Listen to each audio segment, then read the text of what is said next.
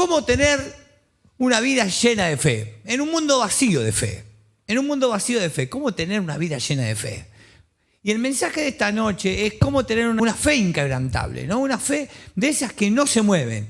Esta serie es muy importante, que no te pierdas ningún domingo, porque vamos a trabajar mucho para ver cómo ser hombres y mujeres de fe. Porque si uno le pregunta a alguien, ¿vos tenés fe? ¿Qué dice la mayoría de gente? Sí. Es más, vas al barrio, tocas timbre, ¿usted tiene fe? Sí. La gente tiene fe en cualquier cosa. Y a veces nosotros como creyentes también tenemos fe. Decimos que tenemos fe, pero luego en la vida esto muchas veces nos cuesta mostrarlo. Por eso, todos hemos conocido gente, y a todos nos ha pasado, personas que usted ve lo que está pasando, ¿no? Lo que está viviendo. Una tragedia, un dolor profundo, una situación que es tremenda. Y nos pasa a veces a nosotros como pastores que uno se prepara para ir a ver y dice, bueno, ¿qué palabra le voy a dar? ¿Cómo voy a acompañarlos? Y vamos, uno se acerca a esta gente y de repente te encontrás con personas que tienen una fe inquebrantable en medio del dolor. Una fe que cuando uno se pone a mirar uno mismo, si uno estuviera allí, diría, yo no podría soportarlo. Pérdidas de hijos, situaciones económicas tremendas, enfermedades de muerte, situaciones catastróficas que uno dice, yo no podría soportar esto. Y ellos están absolutamente convencidos de que Dios está allí y que está involucrados en ellos. Y puede que piensen de que lo que están viviendo no es justo, que no se lo merecen, pero hay un dato, no le echan nunca la culpa a Dios. Ahora, no es que viven alejados de la realidad, ¿no? Son personas que están en la realidad, pero que de repente su fe es una fe donde creen que Dios es bueno con ellos, aún a pesar del dolor, que a veces interviene y que a veces elige no intervenir. Y sin embargo, creen que Dios está atrás en la historia que están pasando. ¿Cuántos conocen gente así? O historias así. Gente que te inspira y que uno se pregunta, ¿de dónde viene ese tipo de fe? ¿Y dónde puedo conseguir esa fe? Porque la vida es muy cambiante. Hoy podemos estar bien y mañana no sabemos. Las circunstancias difíciles vienen sin que uno las espere, ¿no es cierto? Te caíste en la escalera sin esperarlo. Uno imagina algo y de repente tenés una goma pinchada.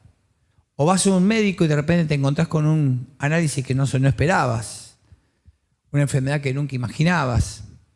O te llaman por teléfono con una muerte que nunca hubieses imaginado. Y uno se pregunta, ¿cómo estaría yo en esa situación? ¿Cómo estaría yo en esta situación? Por eso esta serie de mensajes, mira, hay dos cosas. Primero, si perdiste la fe, esta serie de mensajes te va a ayudar a ver dónde la perdiste y por qué. Si te enfriaste en la fe, si ya no sos tan fogoso como antes, si tu pasión cayó, esta serie te va a ayudar a que vuelvas a esa situación de fe que te viste en un tiempo. Pero para todos nosotros, todos los que estamos acá, nos vamos a dar cuenta, todos, que necesitamos crecer en nuestra fe. Que a veces decimos que tenemos fe, pero que nuestra fe necesita crecer. Así que no te pierdas ninguno de los 6 mensajes de esta serie. Tenemos grupos pequeños, ya está el material de grupos pequeños para trabajar. Vamos a tener devocionales diarios y vamos a hacer 6 predicaciones sobre la fe. Y vamos a ver cómo crecer en nuestra fe. Es algo determinante para que tengas una mejor vida. Si querés vivir bien, si querés disfrutar la vida, tenés que tener fe. La gente de fe vive mejor que otros, ¿o no? Si usted quiere conocer gente que vive bien, libre, contenta, disfruta la vida, son gente de fe. La gente de fe disfruta la vida, tiene vida abundante. Y si no, piense en lo siguiente, cada vez que uno pierde la fe, ¿cómo vive? Oscuro, triste. Así que esta serie, no te pierdas uno de los mensajes. Ahora, cuando Jesús estuvo en esta tierra, se asombró por pocas cosas. Y vamos a ver por las 2 veces que el Evangelio nos dice que Él se asombró. El primer encuentro con el cual Él se asombró fue cuando se encontró con el centurión, con este romano, un hombre romano que manejaba un cierto grupo de soldados, un hombre pagano, un hombre que no creía en el Dios de Israel, un hombre que creía en estatuitas de sus antepasados. Era un hombre opresor del pueblo de Israel, un hombre que estaba lejos del contexto religioso de Israel. Y dice que cuando Jesús llegó a Capernaum, un capitán del ejército romano se le acercó y le rogó que sanara a un sirviente que estaba en cama, paralítico y que sufría mucho. Imagínense que la gente alrededor dice, no, no vaya Jesús, es un impuro, es un hombre que no tenés que ir. ¿Y qué hizo Jesús? Como siempre, iré a sanarlo, ¿no? Jesús en todo el Evangelio, cuando todo el mundo piensa que no lo va a hacer, Él lo hace. Y el centurión, este romano, le dice, Señor, no soy digno de que vayas a mi casa. Desde aquí mismo puedes ordenar que se sane mi criado y se sanará. Lo sé, porque estoy acostumbrado a obedecer las órdenes de mis superiores. Además, si yo le digo a alguno de mis soldados que vaya a algún lugar, va. Y si le digo que venga, viene. Y si le digo a mi esclavo que haga esto o aquello, lo hace. No es necesario, Jesús. Yo soy un hombre que tengo órdenes y la gente cumple. ¿Por qué cumple? Porque yo represento a un poder superior. Y yo sé, Jesús, que vos representás un poder superior. Y que lo que haces se cumple. Piensen que este hombre no creía en Jesús como uno imagina, ni creía en el Dios de Israel. Sin embargo, miren lo que dice Jesús. Al oír esto, ¿Jesús qué hizo? Se maravilló. Y les dijo a quienes lo seguían, en todo Israel no he hallado una fe tan grande como la de este hombre. Pero él estuvo con sacerdotes, estuvo con sus seguidores, estuvo con gente que había sanado un montón de gente. Y este hombre, que era un pagano, un hombre que no tenía un contexto religioso, Jesús dice, tiene una fe tan grande. ¿Por qué? ¿En quién puso la fe este hombre? En Jesús. En que Jesús podía hacer el milagro. Ahora Jesús nunca se maravilló por el conocimiento de alguien, no se enfrentó con los maestros de la ley y dice, la verdad, che, ¿cómo sabés la Torá? Todo lo que escribimos con Dios de arriba, la sabés toda. Podría haber dicho, te dictamos todo y la sabés toda. Espectacular, este tomo, ¿viste? Levítico 8:53. No se asombró por la gente, por lo que sabía la gente. Jesús se asombró por una fe extraordinaria. Pero no solamente por eso se asombró Jesús, miren. No ese es el carpintero, hijo de María, hermano de Santiago, José, Judas y Simón. Cuando Jesús fue a su ciudad natal, empezó a hacer milagros. Pero claro, la gente lo conocía, este es el pibe del barrio. Pero Jesús no es el hijo del carpintero a la vuelta. Ese que me hizo la mesa que se rompió, es Jesús, el que está jugando todos los días, estaba jugando todos los días por ahí. Y ahora que es el Mesías, ¿quién es este? Y dice, ¿no viven sus hermanos aquí también entre nosotros? Y Jesús estaba sorprendido, ¿por qué cosa? Por la falta de fe. Y esto es lo que hizo que Jesús asombrara, la fe y una falta de fe. ¿Y saben por qué? Y esta es la clave para todos nosotros, porque Él pretende que sus seguidores se conviertan en personas caracterizadas ¿por qué? Por una gran fe. Una fe activa en Dios, una fe a pesar de todo, una fe que cree más allá de cualquier circunstancia. Porque cuando uno tiene fe, decide bien. Cuando uno tiene fe, obedece. Cuando uno tiene fe, vive la vida bien. ¿Saben? Dios quiere que disfrutes esta vida, que la vivas en abundancia. Y la gente de fe la disfruta. La gente de fe. Por eso el diablo siempre va a atacar tu fe. Que dudes, que separes. Porque cuando él logra bajar tu fe, te arruina la vida, ¿o no? Piensa en sus días más oscuros. ¿Cuáles fueron? Los que perdieron la fe. Ahora, la fe siempre tiene un objeto, ¿no es cierto? Es distinto la esperanza o el optimismo, ¿no? ¿Se acuerdan yo me acuerdo cuando salíamos a caminar y en este tiempo de la pandemia, todas las maestras hacían pintar a los chiquitos, todo va a estar bien, con dibujitos, con florcitas, con maripositas, está todo bien. Yo no tengo problemas con los optimistas y hay que ser optimista y es mejor estar con gente optimista que con gente pesimista. Pero una cosa es la esperanza, el positivismo y otra cosa es la fe, ¿no es cierto? Por ejemplo, si uno se toma un avión, uno no tiene la esperanza de que llegue al lugar, ¿no es cierto? Sube al avión y dice, ay, tengo la esperanza de que llegue este avión. O el optimismo, sí, va a estar todo bien, va a llegar. No, ¿usted qué hace? Confía que el avión está bien hecho, en primer lugar.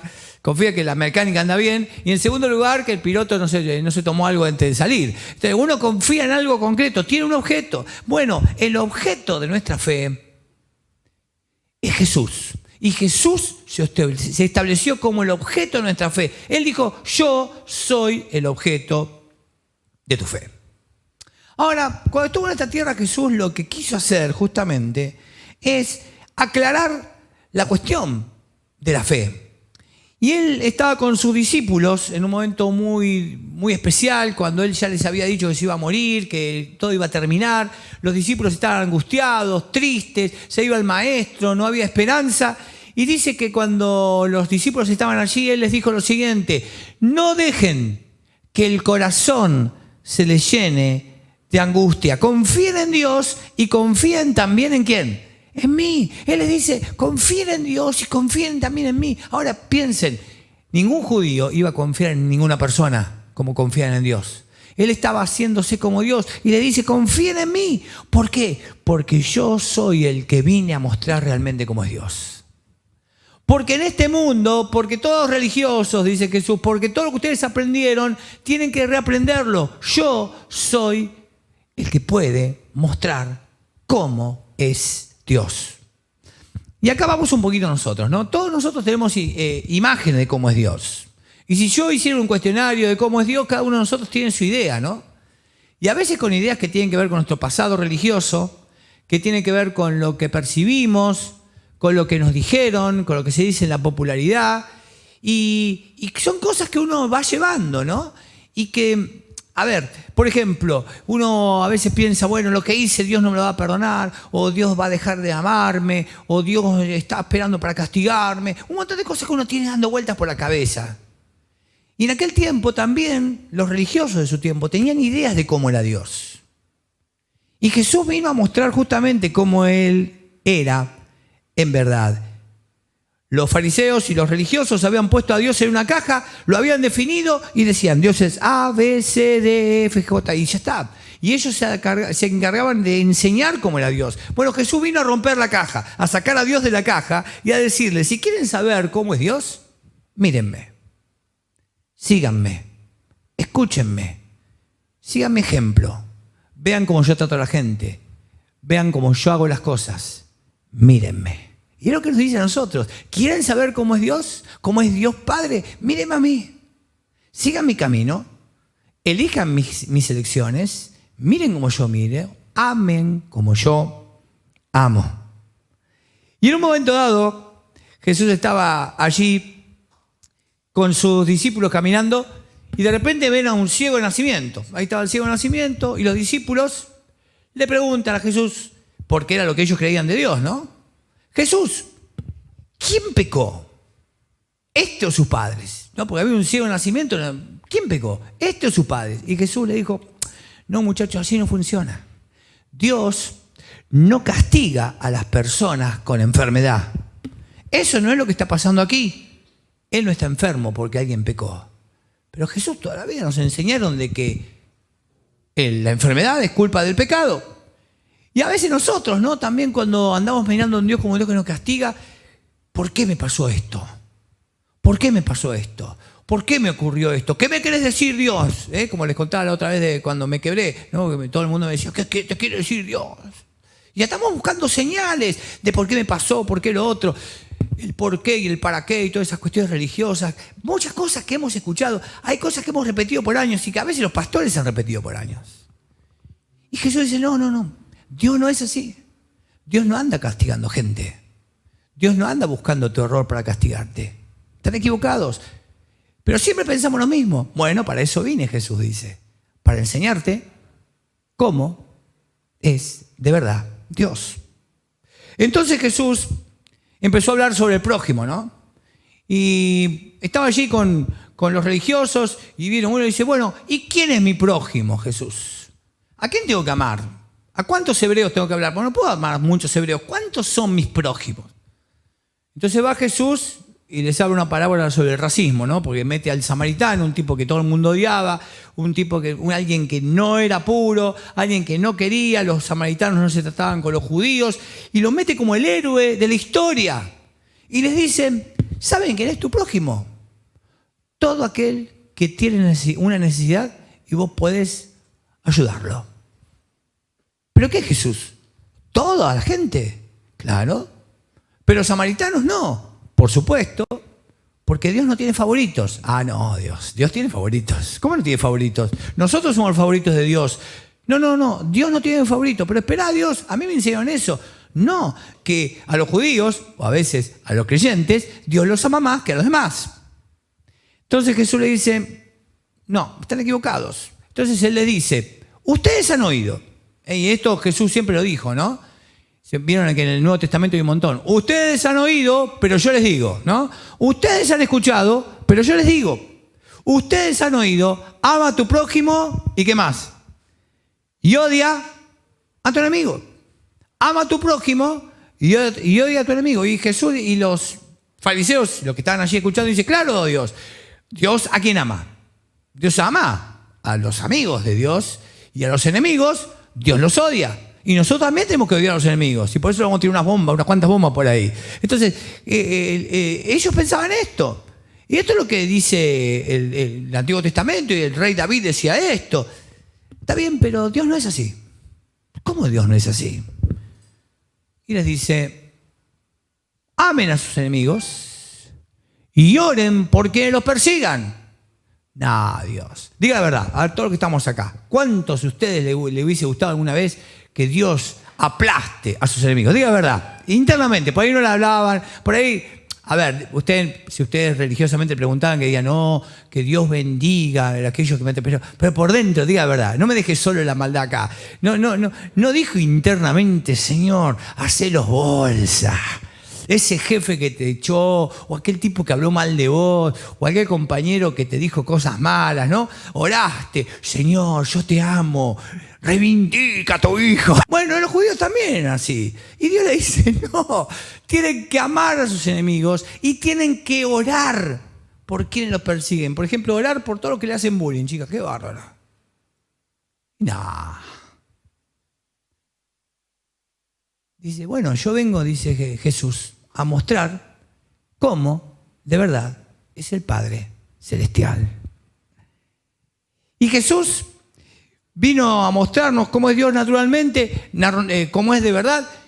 Y los discípulos y los religiosos dicen, no, pero esto no puede ser. ¿Quieren que se lo explique mejor? Dice Jesús.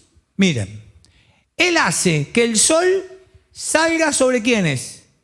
Sobre malos y buenos. Y que llueva sobre justos e injustos. No es que es así, por ejemplo, tierra judía o cristiana, vamos a hacer así, ¿no? Llueve, pagano, no llueve, tierra cristiana, llueve. No. ¿Qué hace Dios? Llueve, ¡pah!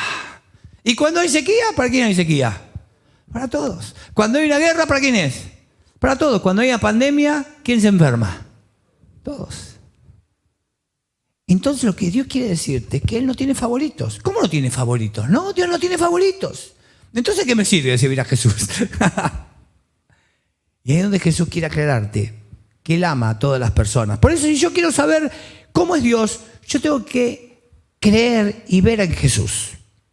El apóstol Pablo lo explicó mucho mejor, porque él era un hombre que había sido un fariseo, un hombre fariseo que amaba la Torá y que estaba en contra de los cristianos. Es más, él los perseguía y decía, no, estos cristianos son una secta, hay que matarlos a todos. Y de repente cuando se encontró con Jesús, su vida cambió y empezó a hablar a favor del cristianismo, ¿no? Entonces él nos explica un poquito en la carta a Colosenses, en el capítulo 3, versículo 17, qué eran todas estas religiones y qué eran todo lo que creíamos antes de Dios y qué eran todas las ideas que uno tiene de Dios y que tenían los judíos de Dios y otras religiones. Dice, todo esto, todo este conocimiento, toda esta imaginación de Dios es una sombra. Acá hay una sombra. La sombra no es mentirosa, la sombra me refleja a mí, pero no tiene todo mi verdad. No, viendo esa sombra no se sabe si yo tengo bigotes o no. Es una sombra. Bueno, eso es lo que es la religión. La religión es una sombra de las cosas que estaban por venir. La realidad se halla ¿dónde? En Cristo. Si yo quiero saber cómo es Dios, no lo tengo que ver en mi idea, no lo tengo que ver en mi conocimiento, no tiene que ver con lo que me dijo mi mamá, mi papá, ni la religión, ni algún pastor, ni la teología, sino cómo Jesús es. Y por eso siempre hay que partir de la vida de Jesús para entender a Dios.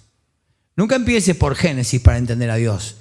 Tienes que empezar por Jesús, porque Jesús no es parte de la historia, Él es la historia. Todo va hacia Él. Por eso, si querés saber qué cosas mirar, tenés que ver cómo mirar a Jesús, lo que le gusta a Dios, lo que le disgusta a Dios y cómo quiere que nos relacionemos. Tenés que mirar a Jesús. Al ver a Jesús podemos entender al Padre. Ahora, ¿por qué Jesús insistió en que tuviéramos fe? Confianza. ¿Por qué? Porque, y quiero preguntarte esto, ¿qué es lo más importante en una relación? ¿Qué es lo más importante en una relación? La confianza. Cualquier relación se mantiene ¿por qué? Por la confianza. Y en una relación con Dios, lo que más valora Dios es la confianza. Fíjense en Génesis qué fue lo que se perdió. La confianza. Dios le dijo al hombre, come de todo menos de esto. ¿Y qué hizo el hombre? Desconfió. ¿Y qué comió? Lo que el diablo le sedujo que haga. Y lo que hacemos permanentemente, Dios te dice, mirá, a los que están solteros, no tengan relaciones sexuales antes de casarse. ¿Y qué hace la gente? No, yo no confío en Dios, que hace cualquiera. Los que están casados, no engañas a tu mujer con otra mujer, y va y engaña. No mientan, no se copian en el secundario, ahora que los chicos vuelven al colegio, no os copiéis en el secundario, no os machetéis. Pero ¿sabés una cosa? Confiar en que lo que Dios te dice es lo mejor. Confiar en que lo que Dios te dice es lo mejor. Ahora, pero ¿cómo puedo saber cómo es Dios? ¿No? Porque Dios es espíritu. Bueno, Juan, justamente que estuvo viviendo con él, lo definió en el primer capítulo. Aquel que es la palabra habitó entre nosotros y fue uno de nosotros y vimos el poder que le pertenece como Hijo único de Dios, pues nos ha mostrado todo el amor y toda la verdad. Por eso, ¿cuántos quieren honrar a Dios con su vida? ¿Cuántos quieren que Dios se honre con su vida? ¿Cuántos quieren que Dios sonría con la vida? Bueno, Dios está honrado por personas que tienen una fe activa, viva, salvaje, que no tiene dudas a pesar de todas las circunstancias en Dios. Cuando vos le crees a Dios, ¿sabes qué hace Dios? Está feliz. Este es mi hijo. Puede ser que no seas perfecto, puede ser que te mandes algunas macanas, puede ser que tu teología no sea muy correcta, puede ser hasta que seas medio raro, pero si vos confías en Dios, Dios está contento. Y eso nos golpea a veces nuestro orgullo. Porque a veces uno ve gente y dice, che, pero viste, no es muy correcto, pero le cree a Dios. ¿Y qué hace Dios del cielo? Che, ese me gusta. No, yo soy más perfecto, tengo una teología más correcta. No, ese, ¿viste? El de allá, el de atrás, ese me gusta. ¿Por qué? Porque confía en mí. Vos estás muy prolijito, pero no confías mucho. Y Dios quiere que confíes en Él. Aunque la historia no concuerde con lo que estás viendo, ¿no? Porque a veces en el dolor uno dice, ¿puedo confiar en un Dios en medio del dolor? ¿Puedo confiar en Dios en medio de la muerte? ¿Puedo confiar en Dios en medio de la angustia? Le pedí a Dios tal cosa y Él no lo hizo. Mis hijos están sufriendo. ¿Puedo seguir confiando en Dios en medio de todo esto? Y ahí está la clave. Dios es honrado cuando sigo creyendo en Él a pesar de todas las circunstancias. A pesar de que hay cosas que no me cierran. A pesar de que hay un montón de preguntas que no tienen respuesta. Y por eso cuando uno dice, me gustaría ser un cristiano maduro, ¿cuál es la medida de un cristiano maduro? ¿Cómo se puede medir un cristiano maduro? Bueno, un cristiano maduro es alguien que tiene una fe por él viva, activa, salvaje, que no tiene dudas a pesar de todas las circunstancias que está viviendo. Y este tipo de fe sirve a los chicos que son adolescentes y chiquitos ahora, que si la agarran ahora, esta fe, van a poder vivir todo bien toda la vida. Van a poder decir bien, ¿por qué? Porque van a poder elegir bien hacia adelante. Van a decir, mira, mis compañeros me cargan, todo está mal, a veces estoy triste, pero confío en que Dios es bueno y va a dar un buen futuro para mí. Entonces voy para adelante. Es lo que hice yo en la adolescencia. Yo tomé el camino de Jesús a los 15 y no lo solté más. Y me agarré de él y dice, Dios es bueno. Había perdido a mi viejo hace unos años atrás y tuve una crisis muy fuerte de fe. Pero después de eso, cuando me agarré de él y le confié, chao, listo, se pudrió todo. Adelante, no pasa nada más. ¿Qué pasa para los casados? Y los casados tenemos que estar ahí como en la crisis matrimonial. Dios será en mi matrimonio, me ayudará a ser papá. Todo lo que somos para ser papá no sabemos cómo ser papá. Me ayudará en la economía, sostendrá mi trabajo. Bueno, las crisis de fe necesitan que yo siga confiando en él en medio de todo esto. Y cuando las personas van creciendo y empezar a creer en Dios, que Dios de lo que dice de la muerte es verdad. Que el día que nos vayamos de acá nos vamos al cielo. Porque yo confío en eso, ¿o no?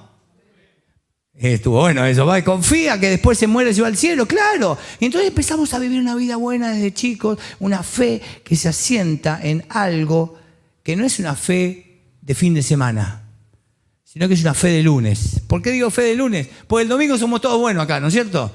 Acá usted se alegra. Pero el lunes mañana, cuando vayamos a laburar, cuando los docentes vuelvan a dar clase, cuando los niños vuelvan al colegio, cuando cada uno esté en su trabajo, en sus dificultades, cuando vengan problemas, cuando te choquen el auto, se te pinche la goma, tenés que tener una fe que sirva para el lunes. Una fe de lunes. ¿Cuántos quieren tener una fe de lunes? Eso es lo que Dios quiere.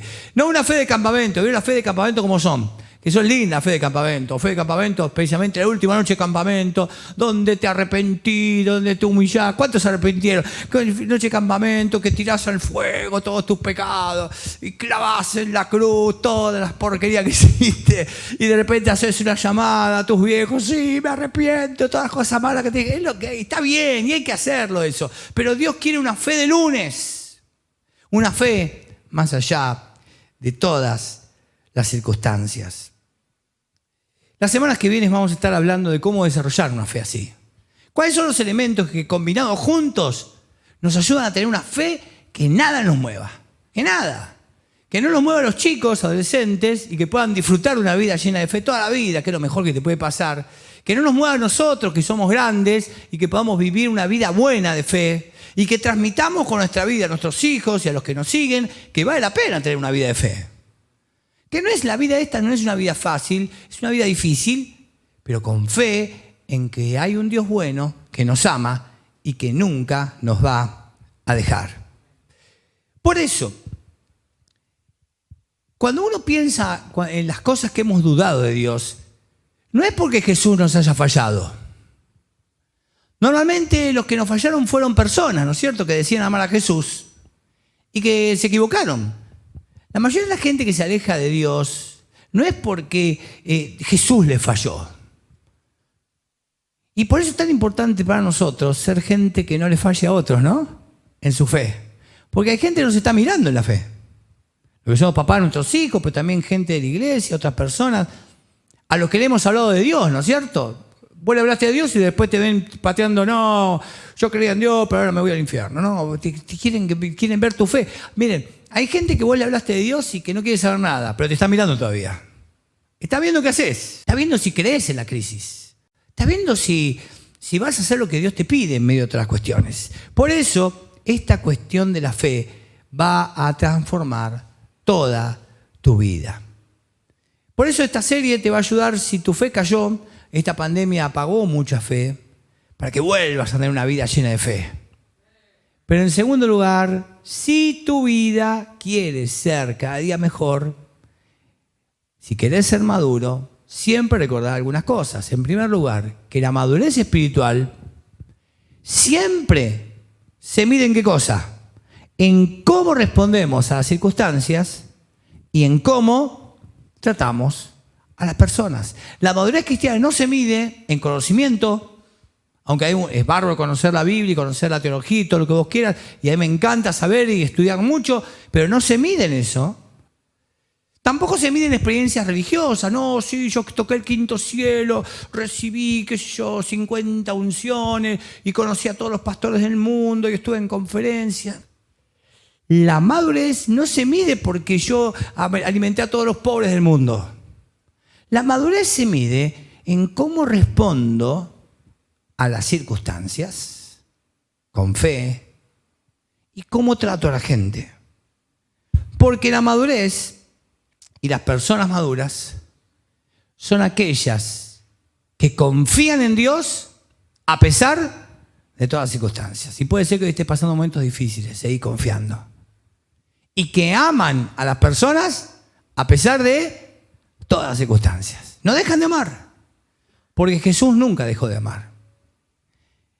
Por eso, una gran fe ama grandemente y una gran fe confía grandemente. ¿Por qué? Porque cuando uno sabe un montón de cosas y no ama a la gente, se convierte en orgulloso. Y cuando uno hace un montón de cosas para Dios y no ama, se convierte en crítico de toda la gente. Por eso en esta noche, Dios te pregunta, ¿querés vivir lleno de fe? ¿Querés tener esta fe inquebrantable? ¿Querés que la gente, cuando te pase una situación difícil, digan, mirá la fe que tiene? Y que contagies con tu fe a la gente, y que tu vida sea una vida de contagio, y que tengas una fe contagiosa, y que la gente quiera vivir como vos vivís. Y que vos seas un hombre, una mujer que derrama fe en este mundo. Y que de verdad madures para ser como Cristo. Pero para eso vas a tener que romper un montón de ideas erradas de Dios, ¿no? Por ejemplo, que Dios algún día te va a dejar de amar. Él nunca te deja de amar. Que algún día Dios te va a abandonar. Él nunca te va a abandonar. Que Dios quiere buscar tus errores para castigarte. Dios no te va a castigar. Porque Dios te ama. Porque Dios te busca. Y porque Dios está de tu parte. Porque Dios está de tu parte. Ahora de verdad, ¿no? Los hombres que siguieron a Jesús tuvieron muchas crisis de fe. Muchas. ¿Y qué hizo Jesús en su crisis de fe? Los levantó y les dije, mírame a mí. Bueno, vamos a tener muchas crisis de fe en la vida. Todos nosotros. Pero Jesús siempre está para levantarnos y decir, mírame, confía. Yo sigo caminando en el agua. Yo creo en vos. ¿Sabes? Una cosa maravillosa de toda la vida cristiana es que Jesús cree en nosotros. Él dijo que íbamos a hacer cosas más grandes que las que Él hizo. Yo creo que podés hacer cosas más grandes de las que yo hice. ¿Se dan cuenta cómo Jesús cree en nosotros? Nuestro gran problema es que nosotros no creemos en nosotros mismos. Y Dios te invita a que creas que puedes vivir una fe sobrenatural en esta vida. Esta tierra te necesita. Este mundo te necesita para hacer que esta vida sea mucho mejor. Vidas llenas de fe. Te invito a cerrar tus ojos y vamos a hablar con Dios. Padre, gracias por tu misericordia en tiempos de necesidad. Señor, gracias porque sos un Dios en quien podemos confiar, a pesar de lo que está pasando a nuestro alrededor. Gracias, Señor, porque pusiste alrededor nuestro hombres y mujeres que han vivido fe extraordinaria y nos han, Señor, elevado nuestra vida espiritual, nos ayudaron a mirar hacia adelante y a creer que se puede vivir así. Señor Padre, en esta serie queremos navegar juntos en unos textos que vamos a ver y aprender a tener una vida llena de fe. Señor, queremos ser hombres y mujeres maduros en la fe. Que tengamos una fe a pesar de todo.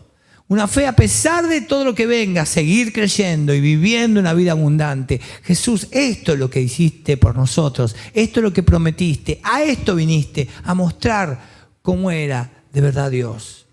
Señor, por eso en esta noche nos entregamos a ti, confiamos en ti y te decimos, queremos vivir una vida llena de fe, con una fe inquebrantable en ti. En el nombre de Jesús, amén.